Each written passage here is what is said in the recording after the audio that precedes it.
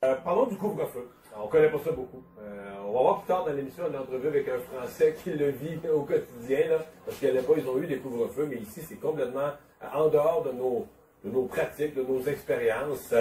Patrick Taillon, professeur en droit constitutionnel, est avec nous. Professeur Taillon, bonjour. Bonjour.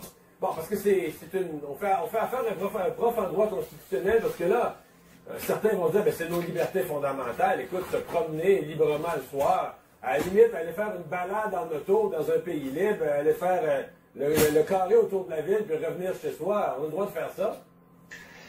La rue, c'est un lieu d'expression, c'est un lieu d'association, donc ce sont des libertés qui sont consacrées dans les catalogues.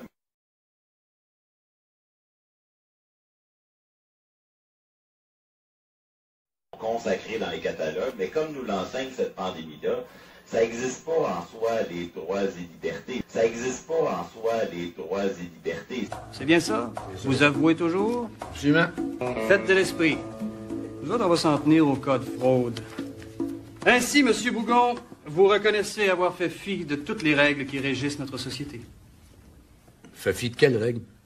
Cette entente tacite qui fait en sorte que nous puissions vivre tous en commun, en société. Quelle entente? T'as menti plein ta gueule, toi? Personne ne m'a demandé mon autorisation pour faire partie de votre système. Personne ne m'a demandé mon avis. Vous embarquez dans le système, vous agréez à cette entente par l'acte de naissance. J'étais âgé d'une grosse demi-heure, votre honneur. D'ailleurs, l'Église catholique, elle nous baptise à 3 jours pour être sûr qu'on embarque dans sa gamique. Mais au moins, elle a la décence de venir nous redemander notre avis, puis ça s'appelle la confirmation. Tu vois, si tu me dis que par mon acte de naissance, j'ai embarqué obligé dans ton système, ben j'aimerais ça qu'à ma majorité à 18 ans, ils viennent me redemander mon avis.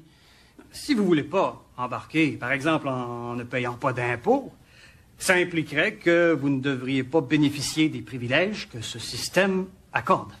T'appelles ça des privilèges, toi?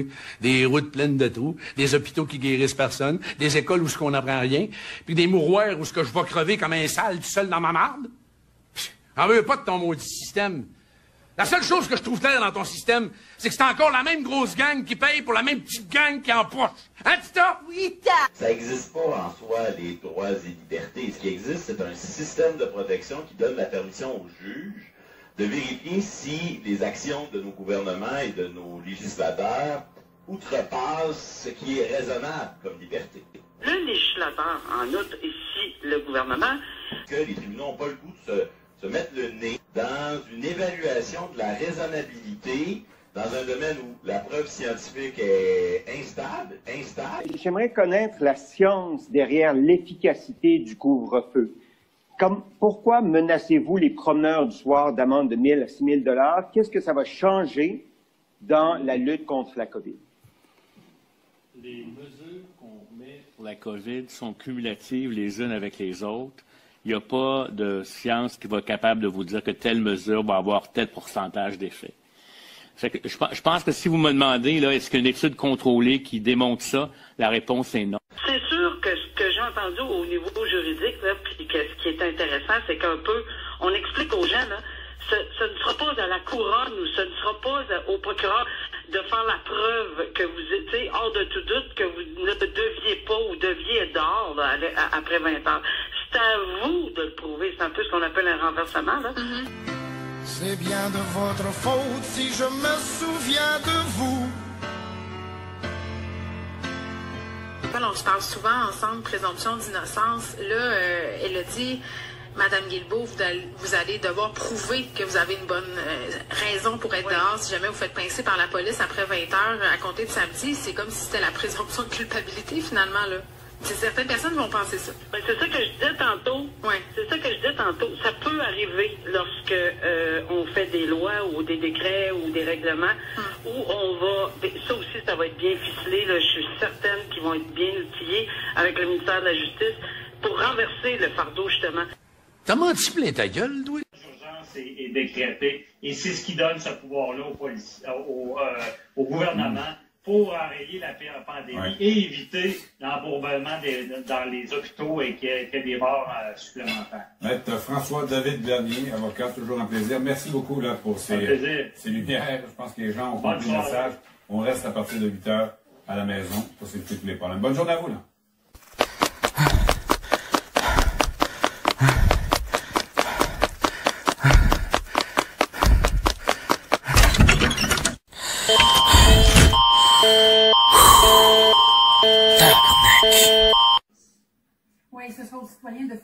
preuve aux policiers les raisons qui les amènent à se déplacer après entre 20h et 5h du matin. Maître Denis Galland qui est avec nous, avocat, merci beaucoup. Ça fait plaisir. Merci. À vous aussi. Je ne dois rien à personne. C'est moi qui est élu, donc c'est moi qui décide. Raisonnable, fondé sur la raison. Donc, on a ici, avec le couvre-feu, je dirais, le prolongement du débat qu'on a eu cet automne sur est-ce que les policiers peuvent intervenir à domicile chez les gens. Là, il y avait toute la question de la violation du domicile. On a choisi de rester, je dirais, dans les formes classiques avec le télémandat. Les policiers peuvent intervenir pour interrompre un rassemblement, mais ils doivent demander la permission à un tiers.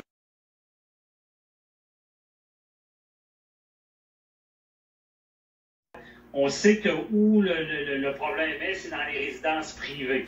Par contre, on a essayé de pouvoir émettre des contraventions dans les résidences, mais la résidence, c'est un sanctuaire. Je veux dire, du côté droits et libertés, la pire atteinte, c'est de rentrer justement dans une résidence. On n'est pas en matière d'infraction criminelle, OK? Donc, ce sont ce qu'on appelle des infractions pénales réglementaires, où est-ce qu'il y a une présomption de négligence? La sanction, le genre d'amendes qui sont données, faut se rappeler que c'est pas non plus du criminel. Si vous faites intercepter sur la route, vous ne serez pas arrêté ni en prison, mais vous allez avoir une contravention, comme une contravention de vitesse pénale. Et à se rappeler aux gens qu'il faut collaborer. Il ne faut pas se ramasser avec plus de problèmes qu'on pourrait avoir, dont certains pourraient tenter de faire de l'entrave, de ne pas s'identifier, de faire des faux papiers, ça serait grave aussi, parce que ça, c'est des fabrications de faux, ça peut être criminel. Il y a une présomption qui vient avec ça, c'est des infractions qu'on dit strictes, et c'est à la personne qui dit que le policier n'avait pas raison à faire la preuve qu'en réalité, il avait été diligent et que son histoire tenait la route. Entre autres, le discernement et le jugement du policier, le gros bon sens va être nécessaire.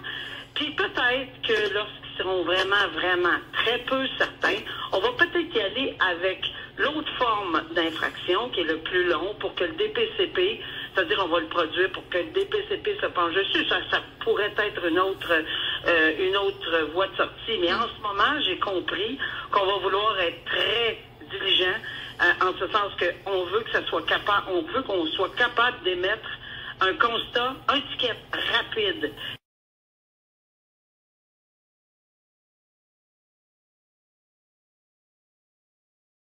Faire des faux papiers, ça serait grave aussi, parce que ça, c'est des fabrications de faux, ça peut être criminel. Mais on va faciliter la chose avec le télémandat, quelque chose qui existe déjà, mais qui rend le travail policier quand même relativement compliqué. On simplifie, mais on le voit, le nombre de constats d'infraction, il est significatif, mais c'est pas non plus un déferlement de sanctions et de mesures répressives.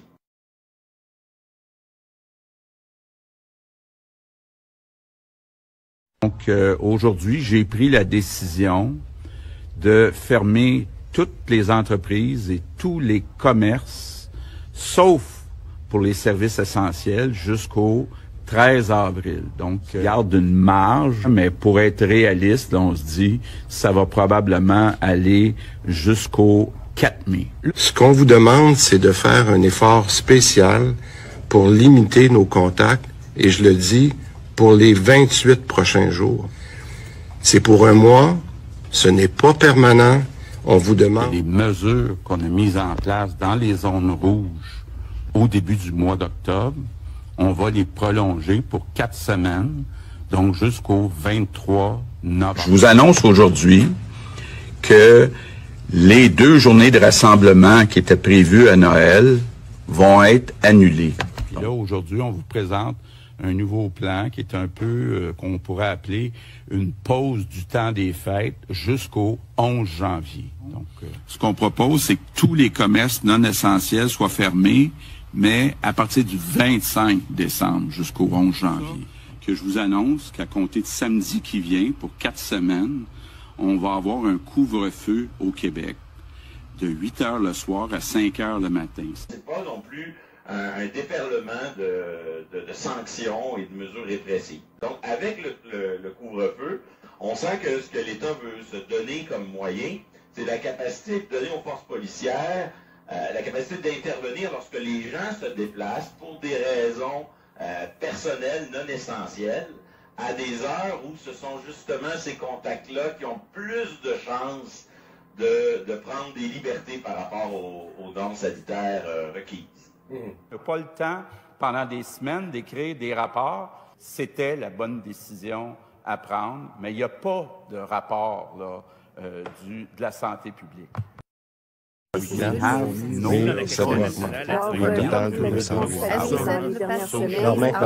prendre quelques instants. Mais ici, on n'a comme pas d'historique de ça, le couvre-feu. Oui, ça ressemble pas à... Ça s'inscrit mal dans nos mœurs, ça frappe l'imaginaire. J'imagine que sur le plan politique, puis sur le plan des communications, le gouvernement veut frapper l'imaginaire avec cette mesure-là.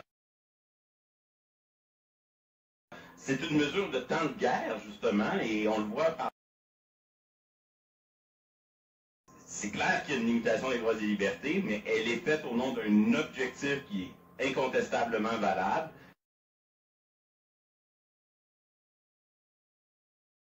Les tribunaux n'ont pas le goût de se mettre le nez dans une évaluation de la raisonnabilité dans un domaine où la preuve scientifique est instable, puis après c'est le choix des moyens, l'ampleur des moyens qui sont mobilisés. Et là-dessus, ben, du moment où on est capable de...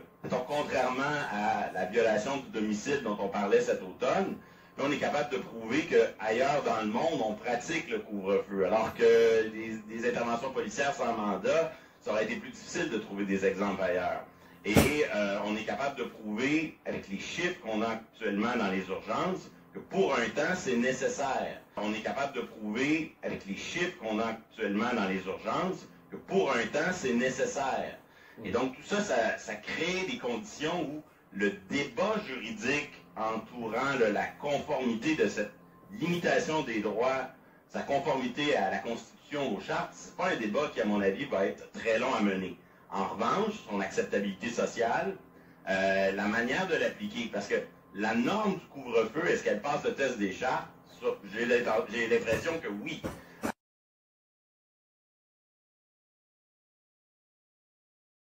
J'ai l'impression que oui.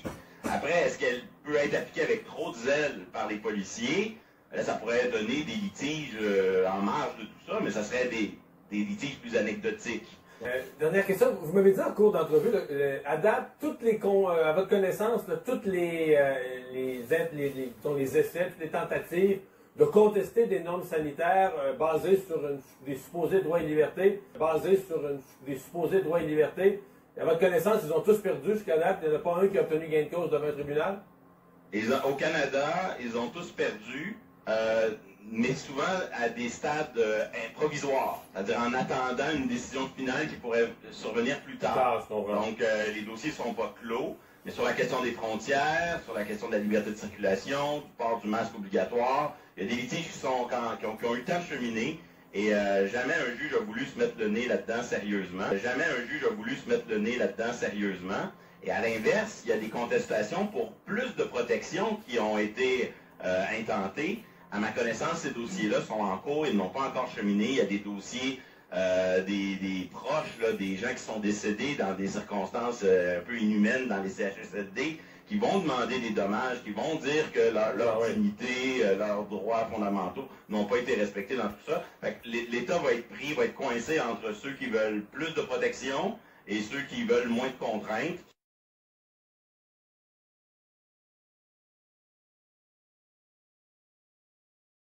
Sur le terrain du moins de contraintes, pour l'instant, ça a été sans succès pour ceux qui contestaient. Professeur Taillon, merci. Au revoir. Merci à vous. La Cour suprême du Canada, ceux qui disent que c'est une privation aux droits et libertés, j'en suis, mais est-ce que c'est une mesure raisonnable?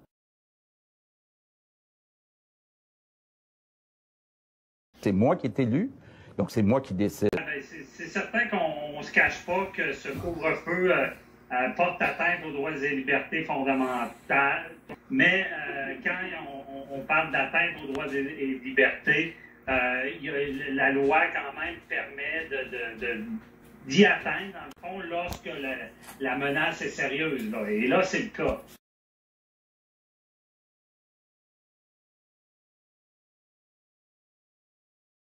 On sait que la loi sur la santé publique qui permet ça, qui dit que le gouvernement peut prendre toutes les mesures nécessaires à la protection du public.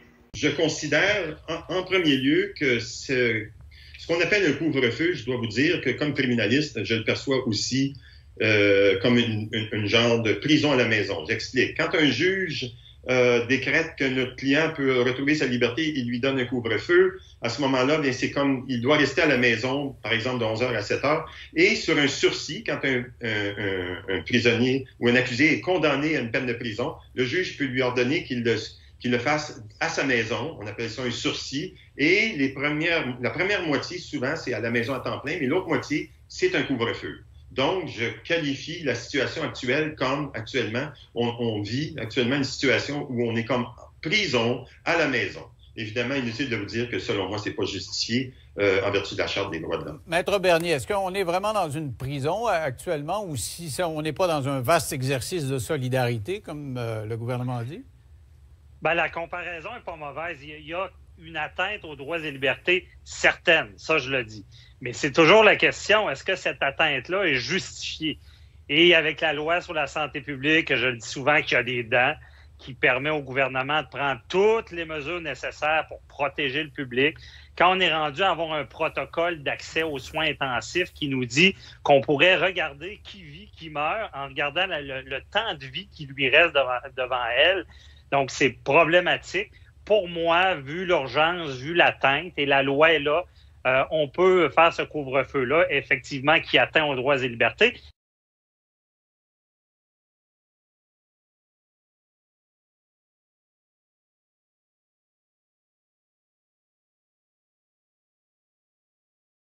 Et je veux dire, c'est pas fou comme stratégie du gouvernement, parce que d'entrer dans les résidences privées où on sent que le pire du problème vient, c'est une atteinte encore plus grande de devoir entrer sans mandat dans des résidences. Donc, c'était très compliqué pour le gouvernement d'intervenir. C'est pour ça qu'on se dit, bon, on va intervenir sur la route. Et là, on se rappelle, si vous vous faites intercepter, c'est pas non plus une incarcération, une arrestation dans la norme. C'est du droit pénal, ce qui fait que vous avez une contravention. Un ticket. Théoriquement, un ticket très, très coûteux. Par contre, j'avoue que ça a un impact assez grand sur quelqu'un.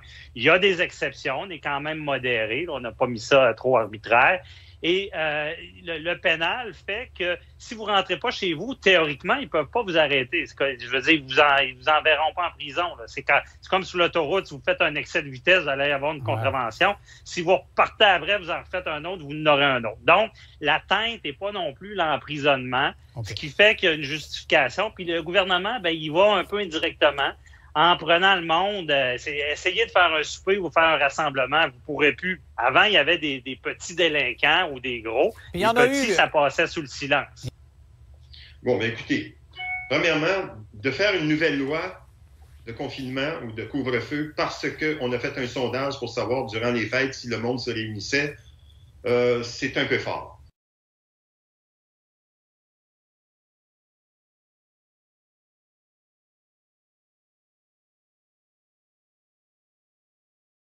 Maître Bernier, ce qu'il dit, c'est qu'il faut que ça soit justifié, mais il y a aussi l'aspect de la raisonnabilité. L'article 1, on ne veut pas rentrer trop dans les détails, mais la charte, c'est l'article clé, l'article fondamental de notre justice en matière de liberté.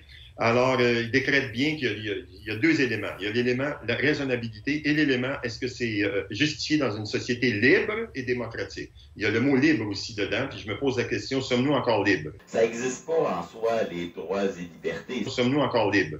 Alors, quand on parle de justification, n'oubliez pas qu'on a dit scientifiquement que c'était pas prouvé que le couvre-feu était pour atténuer la crise actuelle. Ça, c'est vrai. Oui, mais la santé, c'est juste terminer, parce que ça, je trouve ça super important. Laissez terminer, Maître Dury.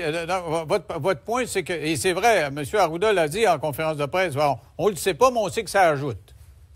Maître Bernier vient de mentionner les voitures, arrêter les personnes sur la route. Et on a un gros problème ici, selon moi, à la lecture de la loi et à la lecture de la jurisprudence au Canada et au Québec. Un policier peut arrêter une voiture en vertu du code de... Pas arrêter, mais c'est-à-dire arrêter un conducteur, oui, ou l'interpeller en vertu du code de la sécurité routière. Mais il ne peut pas faire, et c'est connu, il ne peut pas faire une enquête criminelle, il ne peut pas faire une enquête sur d'autres infractions de nature provinciale, des infractions de nature statutaire provinciale, quand il l'arrête. Il ne peut pas sur la loi sur le tabac, par exemple, qui est de nature provinciale. Mais par contre, ici, on semble lui avoir donné un pouvoir d'arrêter les voitures lors du couvre-feu, alors que ce n'est pas prévu nulle part. C'est un nouveau pouvoir qui n'apparaît pas nulle part et c'est illégal. C'est un nouveau pouvoir qui n'apparaît pas nulle part et c'est illégal. C'est ça. Si on voit quelqu'un zigzaguer ou qui dépasse sa limite de vitesse, ils vont dire, vous dites, ils ont l'autorisation de la faire, tandis que si tu roules paisiblement, ils n'ont pas à t'interpeller. Ça, c'est au niveau de la liberté. Non, mais là, c'est du droit nouveau, là. Il y a une loi sur la santé publique qui a des dents, qui était là avant, qu'on n'utilisait pas, et qui est là justement pour intervenir, pour permettre ce genre de choses-là dans le cadre pénal. Nous, on parle de mesures de distanciation, de confinement, d'isolement volontaire, ou etc., pas nécessairement de couvre-feu. Mais ils ont peut-être leur raison de le faire, je suis pas en mesure de le dire. Mais on parle pas de ça en santé publique, habituellement chez nous.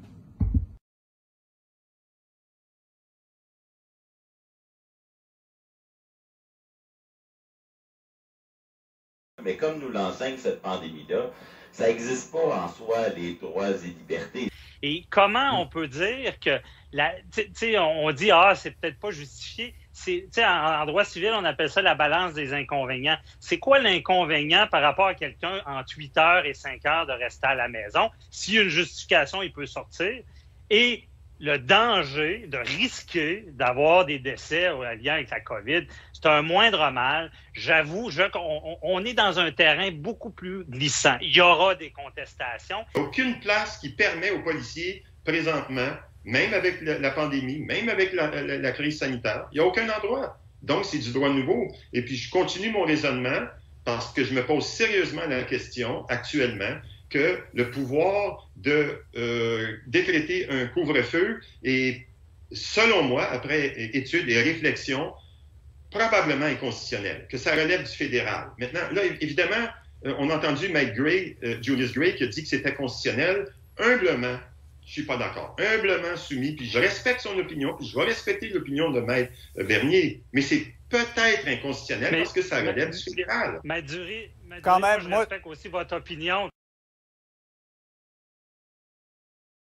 Peut-être que ça aurait dû être le fédéral avec l'état d'urgence, qui est une loi encore plus forte. Là. Celle-là, ça permet de l'emprisonnement si on ne respecte pas le couvre-feu. Mais sur le fond de la question, vous êtes en technicalité d'avocat, mais je veux vous dire que moi, comme citoyen, quand je dis, OK, on laisse les écoles ouvertes, on laisse la construction ouverte, on laisse les manufactures ouvertes et, à mon sens, à moi, l'ultime solution, c'était le couvre-feu. On commence par l'ultime solution avant d'aller plus bas. Ça me laisse songeur et je me dis, bon, est-ce qu'il n'y aurait pas eu moyen de faire autre chose? Mais ce qu'on comprend, il y a aussi un acte pédagogique. Maître Dury, c'est sûr que c'est pour les gens qui sont un peu hésitants comme vous, qui ont un message pour dire, hey, c'est assez, là. Ça n'existe pas en soi, les droits et libertés. Et donc, ces droits et libertés-là, ils s'adaptent au contexte. On a autant de droits et de libertés que ce que le contexte peut nous offrir. C'est pas un socle de garantie stable. Par contre, toujours un juste équilibre entre les droits individuels et également les droits collectifs. Et là, on est dans une situation qui est planétaire. Je regardais encore vos chiffres à TVA que vous avez, avant le point de presse, donné.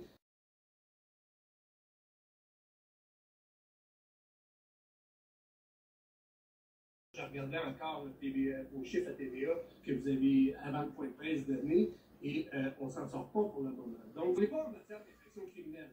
OK? Donc, ce sont ce qu'on appelle des infractions pénales réglementaires, où est-ce qu'il y a une présomption de négligence. Donc, c'est au défendeur de démontrer qu'il a été diligent.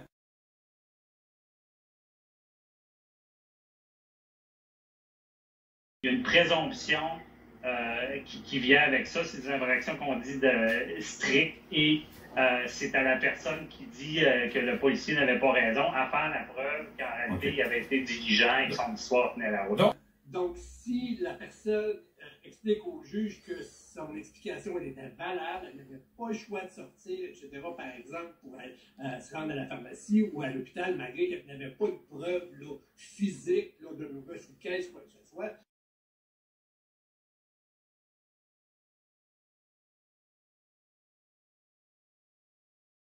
Malgré qu'il n'y avait pas de preuve là, physique là, de reçu de caisse, quoi que ce soit. Éviter d'être obligé d'avoir des débats, de trop vous expliquer avec les policiers. Essayez d'avoir une preuve de ce que vous dites, comme on l'a vu, là, plusieurs employeurs donnent des documents de circulation.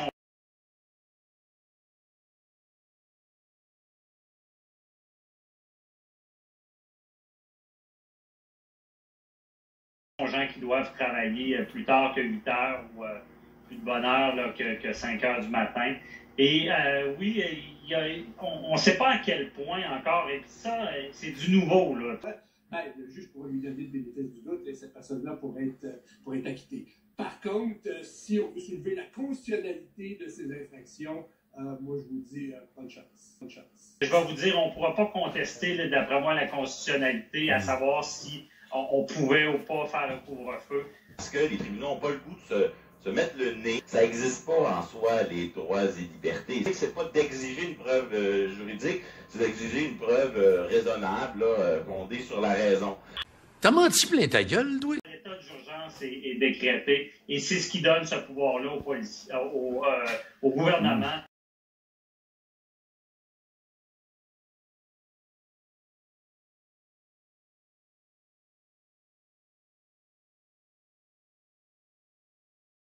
Je ne dois rien à personne. C'est moi qui est élu, donc c'est moi qui décide.